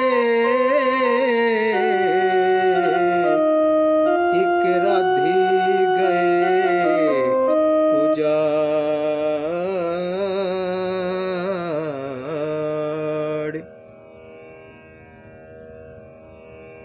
ਸੰਸਾਰ ਦੇ ਜਿਹੜੇ ਸੋਹਣੇ ਸੋਹਣੇ ਪਦਾਰਥ ਹਨ, ਸਵਾਦਲੇ ਪਦਾਰਥ ਹਨ, ਫਰੀਦ ਜੀ ਕਹਿ ਰਹੇ ਹਨ ਇਹ ਤਾਂ ਰੱਬ ਨੇ ਇਉਂ ਸਮਝੋ ਇਹ ਖੰਡ ਨਾਲ ਲਪੇਟ ਕੇ ਸਮਝ ਲਓ ਇਹ ਜ਼ਹਿਰ ਰੱਖੀ ਹੋਈ ਹੈ। ਇਹ ਵਿਸ਼ ਗੰਦਲਾਂ, ਵਿਸ਼ ਤੋਂ ਭਾਵ ਜ਼ਹਿਰ, ਗੰਦਲਾਂ ਜ਼ਹਿਰ ਰੂਪੀ ਹਨ। ਇਹਨਾਂ ਦੇ ਆਲੇ ਦੁਆਲੇ ਖੰਡ ਲੱਗੀ ਹੋਈ ਹੈ ਇਹ ਸਵਾਦ ਲੱਗਦੀਆਂ ਹਨ, ਇਹਨਾਂ 'ਚੋਂ ਸਵਾਦ ਮਿਲਦੇ ਹਨ, ਇਹਨਾਂ 'ਚੋਂ ਚਸਕੇ ਮਿਲਦੇ ਹਨ, ਪਰ ਅੰਦਰ ਇਹਨਾਂ ਚਸਕਿਆਂ ਦੀ ਜ਼ਹਿਰ ਵੀ ਭਰੀ ਪਈ ਹੈ। ਤੇ ਫਰੀਦ ਜੀ ਕਹਿੰਦੇ ਹਨ, ਇੱਕ ਰਾਹੇ ਦੇ ਰਹਿ ਗਏ, ਇੱਕ ਤਾਂ ਰਾਹੇ ਦੇ ਮਤਲਬ ਬੀਜਦੇ ਬੀਜਦੇ ਇਹਨਾਂ ਗੰਦਲਾਂ ਨੂੰ ਕਈ ਬੀਜਦੇ ਬੀਜਦੇ ਹੀ ਮਰ ਗਏ, ਇਹਨਾਂ ਨੂੰ ਪ੍ਰਾਪਤ ਕਰਦੇ ਕਰਦੇ ਹੀ ਮਰ ਗਏ। ਤੇ ਇੱਕ ਰੱਧ ਹੀ ਗਏ ਉਜਾੜ, ਤੇ ਕਈ ਇਹਨਾਂ ਨੂੰ ਬੀਜੀਆਂ ਹੋਈਆਂ ਨੂੰ ਵਿੱਚੇ ਛੱਡ ਕੇ, ਇਹਨਾਂ ਗੰਦਲਾਂ ਦੀ ਖੇਤੀ ਨੂੰ ਬੀਜੀ ਨੂੰ ਵਿੱਚੇ ਛੱਡ ਕੇ ਇੱਥੋਂ ਕੂਚ ਕਰ ਗਏ। ਤੇ ਇਸ ਦਾ ਭਾਵ ਹੈ ਕਿ ਸੰਸਾਰ ਦੇ ਪਦਾਰਥ ਬੜੇ ਸੁਆਦਲੇ ਹਨ, ਇਹਨਾਂ ਦੇ ਚਸਕਿਆਂ ਤੋਂ ਬਚਣਾ ਹੈ, ਕਿਉਂਕਿ ਚਸਕੇ ਜਿਹੜੇ ਹਨ ਇਹ ਫਿਰ ਜ਼ਹਿਰ ਦਾ ਕੰਮ ਕਰਦੇ ਹਨ। ਫਰੀਦਾ ਚਾਰੀ ਗਵਾਇਆ ਹੰਡ ਕੇ,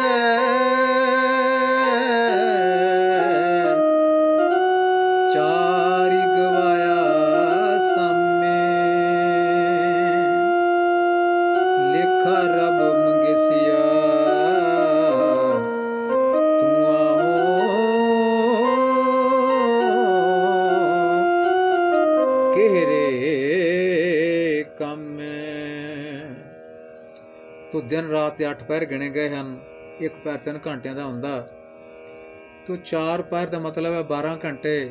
ਇੰਨਾ ਸਮਾਂ ਜਿਹੜਾ ਹੈ ਚਾਰ ਗਵਾਇਆ ਹੰਢਿਕ ਹੈ, ਹੰਢਿਕ ਦਾ ਮਤਲਬ ਭੌਂ ਕੇ ਦੌੜ ਭੱਜ ਕਰਕੇ ਇਸ ਗ੍ਰਸਤੀ ਨੂੰ ਚਲਾਉਣ ਵਾਸਤੇ ਦੌੜ ਭੱਜ ਵੀ ਕਰਨੀ ਪੈਂਦੀ ਹੈ। ਤੇ ਇਹ ਚਾਰੇ ਪੈਰ ਬੰਦਾ ਨੱਠਦਾ ਭੱਜਦਾ ਰਹਿੰਦਾ ਹੈ, ਰੋਜ਼ੀ ਰੋਟੀ ਦੀ ਖਾਤਰ ਦੌੜਦਾ ਹੈ। ਤੇ ਹੁੰਦਾ ਕੀ ਹੈ, ਫਿਰ ਰਾਤ ਪੈ ਜਾਂਦੀ ਹੈ ਤੇ ਫਰੀਦ ਜੀ ਕਹਿੰਦੇ ਹਨ ਉਹ 4 ਪਹਿਰ ਜਿਹੜੇ ਹਨ ਬੰਦਾ ਸੌਂ ਕੇ ਗੁਜ਼ਾਰ ਦਿੰਦਾ ਹੈ। ਲੇਖਾ ਰੱਬ ਮੰਗੇਸੀਆ, ਤੇ ਇੰਨਾ ਕਰਕੇ ਕਹਿੰਦੇ ਰੱਬ ਲੇਖਾ ਮੰਗੂਗਾ, ਮੰਗੇਸੀਆ ਨੇ ਮੰਗੇਗਾ। ਤੂੰ ਆਹੋਂ ਕਿਹੜੇ ਕੰਮ, ਤੂੰ ਕਿਹੜੇ ਕੰਮ ਵਾਸਤੇ ਆਇਆ ਸੀ, ਕਿਹੜੇ ਕੰਮ ਵਾਸਤੇ ਤੈਨੂੰ ਭੇਜਿਆ ਸੀ। ਅੱਜ ਜੋ ਤੂੰ ਕੰਮ ਕਰ ਰਿਹਾ ਕਿ 4 ਪਹਿਰ ਨੱਠ ਭੱਜ ਕੇ ਰੋਜ਼ੀ ਰੋਟੀ ਦੀ ਖਾਤਰ ਦੌੜ ਭੱਜ ਕਰ ਲਈ, ਖਾ ਪੀ ਲਿਆ, ਸੌਂ ਲਿਆ, ਤੇ ਸਵੇਰ ਨੂੰ ਉੱਠ ਕੇ ਫਿਰ ਇਸ ਪਾਸੇ ਲੱਗ ਗਏ, ਕੋਲੂ ਦਾ ਬੈਲ ਬਣੇ ਰਹੇ। ਕਹਿੰਦੇ ਜੇ ਇੰਨਾ ਕੁਛ ਕਰਦੇ ਆ, ਉਸ ਮਾਲਕ ਦਾ ਹੀ ਸ਼ੁਕਰ ਨਹੀਂ ਕੀਤਾ ਜਿਸਨੇ ਸਾਨੂੰ ਹੱਥ ਪੈਰ ਦਿੱਤੇ ਨਾ ਕੰਮ ਕਰਨ ਵਾਸਤੇ। ਮਾਲਕ ਦਾ ਕੋਈ ਸ਼ੁਕਰ ਨਹੀਂ ਕੀਤਾ, ਮਾਲਕ ਦੀ ਯਾਦ ਕੋਈ ਮਨ 'ਚ ਵਸਾਈ ਨਹੀਂ, ਉਸਦੇ ਗੁਣ ਨਹੀਂ ਗਾਏ, ਸਿਫਤ ਸਲਾਹ ਨਹੀਂ ਕੀਤੀ, ਬਾਣੀ ਨਹੀਂ ਪੜ੍ਹੀ, ਬਾਣੀ ਦਾ ਜਿਹੜਾ ਉਪਦੇਸ਼ ਹੈ ਉਹ ਸਮਝਿਆ ਨਹੀਂ। ਇਹ ਜੀਵਨ ਦਾ ਮਨੋਰਥ ਕੀ ਹੈ ਬਾਣੀ 'ਚੋਂ ਪਤਾ ਲੱਗਣਾ ਸੀ, ਤੇ ਬਾਣੀ ਤਾਂ ਪੜ੍ਹੀ ਨਹੀਂ, ਬਾਣੀ ਨੂੰ ਸਮਝਿਆ ਨਹੀਂ, ਦੂਰ ਰਿਹਾ ਬਾਣੀ ਤੋਂ। ਤਾਂ ਫਿਰ ਫਰੀਦ ਜੀ ਕਹਿੰਦੇ ਹਨ ਕਿ ਬੰਦੇ ਨੂੰ ਪੁੱਛਿਆ ਜਾਵੇਗਾ ਤੂੰ ਕਿਸ ਕੰਮ ਵਾਸਤੇ ਸੰਸਾਰ ਉੱਤੇ ਆਇਆ ਸੀ। ਤੋ ਜਿਸ ਵਾਸਤੇ ਆਇਆ ਸੀ ਉਹ ਸਾਨੂੰ ਪਤਾ ਲੱਗਦਾ, ਭਈ ਪ੍ਰਾਪਤੀ ਮਾਨਕ ਦੇਵਰੀਆ, ਗੋਬਿੰਦ ਮਿਲਣ ਕੀ ਇਹ ਤੇਰੀ ਬਰੀਆ, ਅਵਰੀ ਕਾਜ ਤੇਰਾ ਕਿਤੈ ਨਾ ਕਾਮ, ਮੇਲ ਸਾਧ ਸੰਗਤੀ ਭਾਜੂ ਕੇਵਲ ਨਾਮ। ਇਹ ਸੀ ਬੰਦੇ ਦਾ ਮਨੋਰਥ। ਤੇ ਇਸ ਨੂੰ ਫਰੀਦ ਜੀ ਨੇ ਇਸ ਮਨੋਰਥ ਨੂੰ ਸਾਹਮਣੇ ਰੱਖ ਕੇ ਬੰਦੇ ਨੂੰ ਸੁਚੇਤ ਕੀਤਾ ਹੈ, ਭਈ ਆਪਣਾ ਮਨੋਰਥ ਜਿਹੜਾ ਇਹ ਵੀ ਦੇਖ ਵੀ ਤੇਰਾ ਮਨੋਰਥ ਕੀ ਹੈ ਜਨਮ ਲੈਣ ਦਾ। ਨਿਰਾ ਖਾਣਾ ਪੀਣਾ ਸੌਂ ਲੈਣਾ ਇਹ ਜੀਵਨ ਨਹੀਂ ਹੈ, ਖਾਣਾ ਪੀਣਾ ਹੱਸਣਾ ਸੌਣਾ ਵਿਸਰ ਗਿਆ ਹੈ ਮਰਨਾ, ਖਾਸਮ ਵਿਸਾਰ ਖੁਆਰੀ ਕੀਨੀ ਤ੍ਰਿਗ ਜੀਵਨ ਨਹੀਂ ਰਹਿਣਾ। ਤੋ ਖਾਣਾ ਪੀਣਾ ਹੱਸਣਾ ਸੌਣਾ ਨਿਰਾ ਇਹ ਜੀਵਨ ਨਹੀਂ ਹੈ, ਇੱਥੇ ਖਸਮ ਨੂੰ ਵੀ ਚੇਤੇ ਰੱਖਣਾ ਜਿਹੜਾ ਇਹ ਜੀਵਨ ਜਿਸ ਨੇ ਦਿੱਤਾ ਹੈ ਸਾਨੂੰ ਨੱਠ ਭੱਜ ਕਰਨ ਦੀ, ਜਿਸ ਨੇ ਸ਼ਕਤੀ ਇਹ ਬਖਸ਼ੀ ਹੈ। ਅੱਗੇ ਫਰੀਦ ਜੀ ਬਿਆਨ ਕਰਦੇ ਹਨ, ਫਰੀਦਾ ਦਰ ਦਰਵਾਜ਼ੇ ਜਾਇ ਕੇ,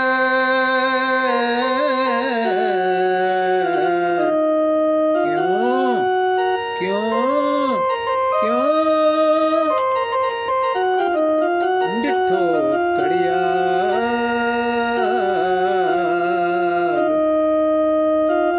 ਇਹ ਉਹਨੇ ਦੋਸ਼ਾਂ ਮਾਰਿਆ, ਹਮ ਦੋਸ਼ਾਂ ਦਾ ਕਿਆ ਹਾਲ। ਚੇਤਾ ਕਰਾਉਂਦੇ ਹਨ ਕਿ ਬੰਦੇ ਵਿੱਚ ਦੋਸ਼ ਬਹੁਤ ਹੋਣ ਤਾਂ ਇਸ ਦਾ ਕੀ ਹਾਲ ਹੋਏਗਾ। ਕਰਮ ਚੰਗੇ ਨਾ ਹੋਣ ਤਾਂ ਕੀ ਹਾਲ ਹੋਏਗਾ, ਪਾਪ ਕਰਦਾ ਹੋਵੇ ਤਾਂ ਕੀ ਹਾਲ ਹੋਏਗਾ, ਠੱਗੀ ਮਾਰਦਾ ਰਿਹਾ ਹੋਏਗਾ ਤਾਂ ਕੀ ਹਾਲ ਹੋਏਗਾ, ਹਮ ਦੋਸ਼ਾਂ ਦਾ ਕਿਆ ਹਾਲ। ਤੇ ਚੇਤਾ ਕਰਾਉਂਦੇ ਹਨ ਕਿ ਘੜਿਆਲ ਦੀ ਉਦਾਹਰਨ ਦੇ ਕੇ ਵੀ ਦਰ ਦਰਵਾਜ਼ਾ ਜਾਏ ਕਹਿ, ਤੂੰ ਜਾ ਕੇ ਦੇਖ ਕਿਸੇ ਦਰ ਉੱਤੇ, ਦਰਵਾਜ਼ੇ ਉੱਤੇ ਜਿੱਥੇ ਇਹ ਘੜਿਆਲ ਜਿਹੜਾ ਵਰਤਿਆ ਜਾਂਦਾ ਹੈ। ਤੇ ਇਹਨੂੰ ਪੜ੍ਹਨਾ ਕਿ ਕਿਉਂ ਡਿੱਠੋ ਘੜਿਆਲ, ਇਦਾਂ ਪੜ੍ਹਨਾ ਇਹਦਾ ਪਾਠ ਇਦਾਂ, ਕਿਉਂ ਡਿੱਠੋ ਘੜਿਆਲ, ਕਿਉਂ ਬਈ ਘੜਿਆਲ ਜਾ ਕੇ ਦੇਖਿਆ, ਕਦੀ ਘੜਿਆਲ ਜਾ ਕੇ ਦੇਖਿਆ, ਡਾੜੇ ਨੂੰ ਬਿਆਰੀ ਆ ਘੜਿਆਲ ਜਾ ਕੇ ਦੇਖਿਆ, ਕਿਉਂ ਕਦੀ ਜਾ ਕੇ ਦੇਖਿਆ। ਇਹਦਾ ਇਸ ਤਰ੍ਹਾਂ ਇਹਦੇ ਅਰਥ ਹਨ ਤੇ ਇਸ ਤਰ੍ਹਾਂ ਪਾਠ ਹੈ। ਤੋ ਇਹਦਾ ਮਤਲਬ ਇਹ ਨਹੀਂ ਵੀ ਕਿਉਂ ਡਿੱਠੋ ਘੜਿਆਲ ਦਾ ਮਤਲਬ ਇਹ ਨਹੀਂ ਵੀ ਕਿਉਂ ਕਿਉਂ ਕਿਉਂ ਘੜਿਆਲ ਦੇਖਿਆ, ਇਹਦਾ ਇਹ ਮਤਲਬ ਕਿਉਂ ਡਿੱਠੋ ਘੜਿਆਲ।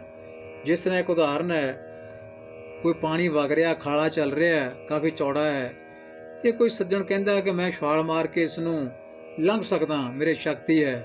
ਤੇ ਨਾਲ ਦੇ ਕਹਿੰਦੇ ਸੱਜਣਾ ਨਾ ਇਹ ਕੰਮ ਨਾ ਕਰੀ, ਖਾਲਾ ਚੌੜਾ ਹੈ ਤੇ ਵਿੱਚ ਡਿੱਗ ਸਕਦਾ। ਕਹਿੰਦੇ ਨਹੀਂ ਮੈਂ ਨਹੀਂ ਵਿੱਚ ਡਿੱਗ ਸਕਦਾ, ਮੈਂ ਤੁਹਾਨੂੰ ਛਾਲ ਮਾਰ ਕੇ ਦਿਖਾ ਦਾਂ। ਤੇ ਉਹ ਬੰਦਾ ਜੋ ਛਾਲ ਮਾਰਦਾ ਨਾ ਤੇ ਉਹ ਫਿਰ ਖਾਲੇ ਵਿੱਚ ਡਿੱਗ ਪੈਂਦਾ। ਤੇ ਨਾ ਸਾਥੀ ਕਹਿੰਦੇ ਨੇ ਕਿਉਂ ਆਇਆ ਮਜ਼ਾ, ਕਿਉਂ ਦੇਖਿਆ। ਤੋ ਇਹ ਕਿਉਂ ਸ਼ਬਦ ਇਸ ਤਰ੍ਹਾਂ ਦਾ ਹੈ, ਕਿਉਂ ਡਿੱਠੋ ਘੜਿਆਲ। ਤੇ ਚੇਤਾ ਕਰਾਉਂਦੇ ਫਰੀਦ ਜੀ ਕਦੀ ਇਹ ਘੜਿਆਲ ਜਾ ਕੇ ਦੇਖਿਆ, ਇਹ ਨਿਰਦੋਸ਼ਾਂ ਮਾਰੀਏ, ਦੋਸ਼ਾਂ ਤੋਂ ਬਿਨਾਂ ਇਹਨੂੰ ਕੁੱਟਿਆ ਜਾਂਦਾ ਹੈ। ਘੜਿਆਲ ਨੂੰ ਖੜਕਾਉਣ ਵਾਸਤੇ, ਆਵਾਜ਼ ਪੈਦਾ ਕਰਨ ਵਾਸਤੇ ਇਹਨੂੰ ਮਾਰਿਆ ਜਾਂਦਾ ਹੈ, ਕੁੱਟਿਆ ਜਾਂਦਾ ਹੈ।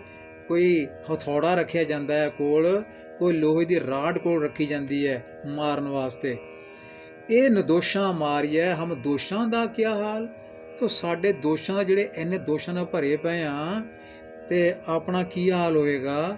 ਫਰੀਦ ਜੀ ਇਹ ਚੇਤਾ ਕਰਾਉਂਦੇ ਨੇ ਬੰਦੇ ਨੂੰ ਵੀ ਭਲਿਆ ਇੰਨੇ ਦੋਸ਼ ਨਾ ਚੁੱਕੀ ਫਿਰ, ਇੰਨੇ ਪਾਪ ਕਰਮ ਨਾ ਚੁੱਕੀ ਫਿਰ, ਤੇ ਇਹਨਾਂ ਦਾ ਭਾਰ ਜਿਹੜਾ ਆ ਇਹ ਨਾ ਢੋਈ ਜਾ। ਜਿਵੇਂ ਘੜਿਆਲ ਨੂੰ ਕੁੱਟ ਪੈ ਰਹੀ ਹੈ, ਤੇ ਇਸ ਤਰ੍ਹਾਂ ਕਿਤੇ ਤੂੰ ਵੀ ਨਾ ਰਗੜਿਆ ਜਾਵੇਂ। ਇਸ ਕਰਕੇ ਤੂੰ ਮਾਲਕ ਨੂੰ ਚੇਤੇ ਕਰਿਆ ਕਰ ਤੇ ਪਾਪਾਂ ਤੋਂ ਬਚਿਆ ਕਰ। ਅੱਗੇ ਫਿਰ ਘੜਿਆਲ ਦੇ ਸੰਬੰਧ ਵਿੱਚ ਇਹ ਦੂਸਰਾ ਅਗਲਾ ਸ਼ਲੋਕ ਹੈ।